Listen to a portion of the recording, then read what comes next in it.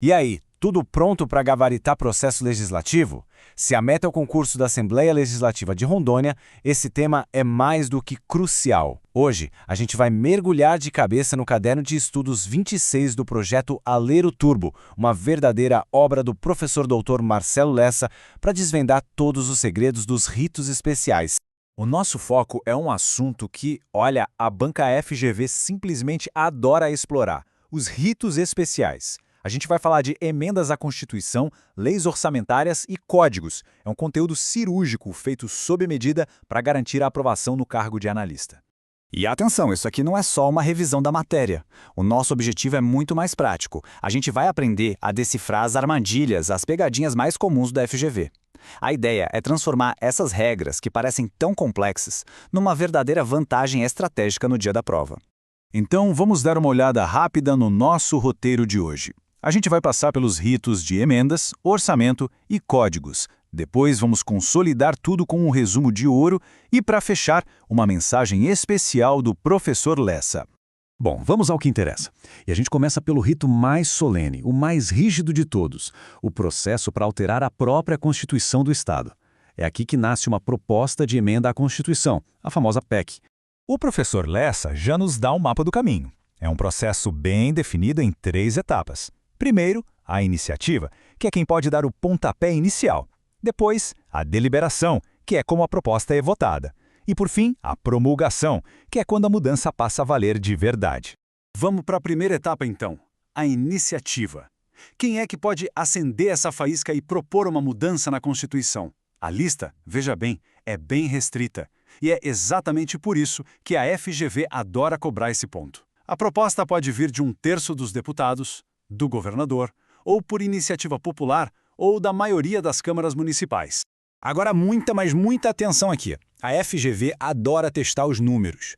O ponto crucial, o número mágico que você precisa gravar, é o quórum qualificado, 3/5 dos membros. E não é uma vez só, são 2 turnos de votação. Não é a maioria simples, não é 2/3, são 3/5. Isso despenca em prova. Ok, a proposta passou por essa votação super rigorosa. E agora? Agora vem a promulgação. E aqui está um detalhe fundamental. A emenda se torna oficial por um ato da própria mesa da Assembleia Legislativa. E é aqui que mora uma armadilha clássica. Pensa comigo, uma lei comum vai para o governador, que pode aprovar a sanção ou rejeitar, o veto, certo? Pois bem, com a PEC, nada disso acontece. Ela nunca é enviada ao governador. O Poder Legislativo é totalmente autônomo nesse ponto. A FGV vai, com certeza, tentar criar uma confusão aqui. Mas calma lá, mesmo com todo esse processo, não é tudo na Constituição que pode ser alterado. O professor Lessa destaca um conceito vital aqui, as cláusulas pétreas. Pense nelas como o núcleo protegido, a alma intocável da nossa lei maior. E este slide ilustra perfeitamente um dos playgrounds favoritos da FGV. Eles vão jogar uma isca, perguntando se algo que parece fundamental, tipo o sistema presidencialista, é uma cláusula pétrea. E a resposta é: não é. A lista do que é intocável é bem restrita. Saber o que não está nela é o grande segredo para não cair na pegadinha. Muito bem, deixando as emendas para trás, vamos para outro rito especial importantíssimo, o ciclo orçamentário. Aqui a dinâmica é outra, a gente vê uma colaboração que é obrigatória entre os poderes executivo e legislativo. O ciclo do orçamento segue uma hierarquia bem clara. Pensa numa cascata. Lá em cima tem o PPA, que é o Plano Estratégico de Longo Prazo. Logo abaixo vem a LDO, que define as metas para cada ano. E por fim, a LOA, que é o orçamento detalhado do ano, o dinheiro do dia a dia.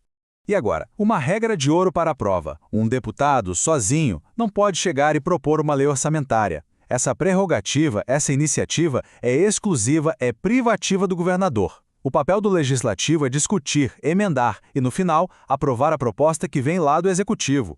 Muita atenção aqui, porque nos detalhes que a aprovação se esconde. Um deputado pode sim propor uma emenda para redirecionar o dinheiro do orçamento, mas ele não pode simplesmente inventar uma despesa nova. Ele tem que indicar de onde os recursos vão sair. E o ponto crucial, ele não pode cortar de 3 áreas sagradas: despesas com pessoal, serviço da dívida ou transferências constitucionais. Essa listinha de exceções é matéria-prima pura para as questões da FGV. Partindo para o nosso terceiro rito especial, a aprovação de leis gigantescas, como os códigos. Como o material do professor Lessa nos mostra, justamente por serem tão complexos, Os projetos de novos códigos não seguem aquele caminho padrão e mais rápido. Eles geralmente são analisados por uma comissão especial criada só para isso. A grande lição aqui é que o processo é desenhado para ser mais lento, mais detalhado, mais cuidadoso. A FGV pode tentar criar um contraste com o regime de urgência, mas para os códigos, o padrão não é a velocidade, é a deliberação aprofundada. Bom, a teoria a gente já viu. Agora chegou a hora do nosso resumo de ouro. Vamos consolidar tudo com os pontos que precisam estar na ponta da língua, direto do fichamento estratégico do professor Lessa. É o nosso checklist de sobrevivência para a prova. Primeiro ponto-chave, o número mágico da PEC. Não esqueça jamais, o quórum é de 3/5 e a votação acontece em 2 turnos. Repete aí, 3/5, 2 turnos. Segundo ponto do nosso checklist. A promulgação da PEC é um ato interno do Legislativo, feito pela mesa da Assembleia. O governador não entra nessa jogada, ou seja, sem sanção e sem veto. Terceiro, a regra da irrepetibilidade. O que isso significa? Uma PEC que foi rejeitada não pode ser reapresentada no mesmo ano legislativo. Tem que esperar o próximo. Simples assim. Quarto ponto, sobre o orçamento, uma regra absoluta. Quem dá o start, quem tem a chave para ligar o motor das leis orçamentárias? Sempre e exclusivamente o governador, o chefe do Poder Executivo. E por último, uma ferramenta de pressão poderosíssima. O Legislativo não tira férias no meio do ano, em julho, se não tiver aprovado a LDO, a Lei de Diretrizes Orçamentárias. É uma garantia de que o cronograma do orçamento vai ser respeitado. E para a gente encerrar, o professor Lessa nos deixa uma reflexão muito poderosa sobre qual é de fato o papel de um analista legislativo. Essa citação fala sobre estabilidade, sobre tradição. Todo esse processo legislativo, que às vezes parece tão burocrático, tão rigoroso, ele foi desenhado exatamente para isso, para proteger os princípios fundamentais das nossas instituições. E no fim das contas, é isso. Dominar essas regras técnicas não é só um meio para passar num concurso. No futuro, como analista, esse conhecimento técnico será sua ferramenta para salvaguardar o próprio processo democrático. E assim a gente conclui a nossa análise aprofundada do caderno de estudos 26 do Alero Turbo, do professor Marcelo Lessa. A inscrição no canal é a melhor forma de garantir o acesso a mais conteúdos estratégicos como este. Até a próxima!